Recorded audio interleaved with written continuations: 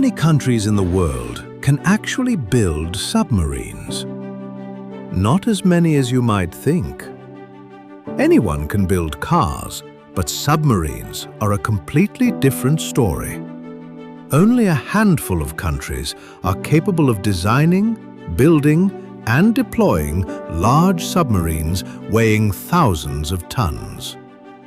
A submarine has to stay underwater for months, remain undetected, and ensure the safety of its crew. In other words, it is far more than just a massive piece of steel. It is a masterpiece of advanced science and engineering.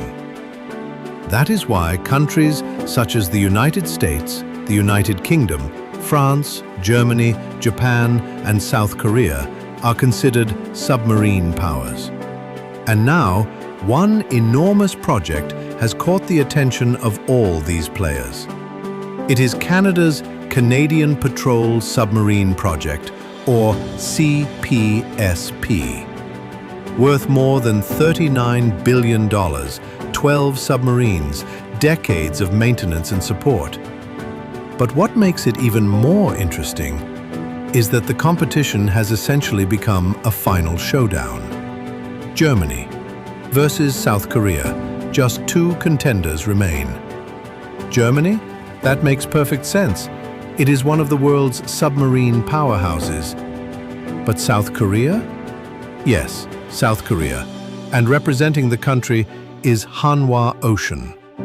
Isn't that just a shipbuilding company? Well, yes, but it is much more than that. Formerly known as Daewoo Shipbuilding and Marine Engineering, Hanwha Ocean has spent more than 3 decades building South Korea's submarine fleet. From the Jang Bogo class to the Son Won-il class to the latest KSS-3 submarines. Building submarines is not simply a matter of money. It requires precision welding, low-noise technologies, advanced batteries, combat systems, sonar capabilities, special steel, and pressure-resistant hull structures. Thousands of technologies must work together perfectly. Building submarines is not just about building warships, it is about demonstrating a nation's technological capabilities. So why is Canada paying attention to South Korea? The answer is surprisingly simple. Korea builds well, builds fast, and stands behind its products. Think about it. Even the best restaurant will lose customers if the food takes 2 hours to arrive. The defense industry is no different. No matter how capable a submarine may be, nobody wants to hear, "Please wait 15 years." Canada's current Victoria-class submarines are aging rapidly, and replacements are needed sooner rather than later. Hanwha Ocean, meanwhile, has continuously built submarines for the Republic of Korea Navy. The production line is not sitting idle, it is active. Just as athletes need regular competition to stay in shape, shipyards need constant experience. There is a huge difference between saying, "Let's start building submarines again," and actually building them continuously. And South Korea played a rather bold card. Why talk when we can show you? Instead of relying on brochures or promotional videos, South Korea sent the real thing. Dosan An Chang-ho, an operational 3,000-ton submarine, crossed the Pacific Ocean and arrived in Canada. As the first Korean submarine ever to cross the Pacific, it even conducted joint exercises with the Royal Canadian Navy.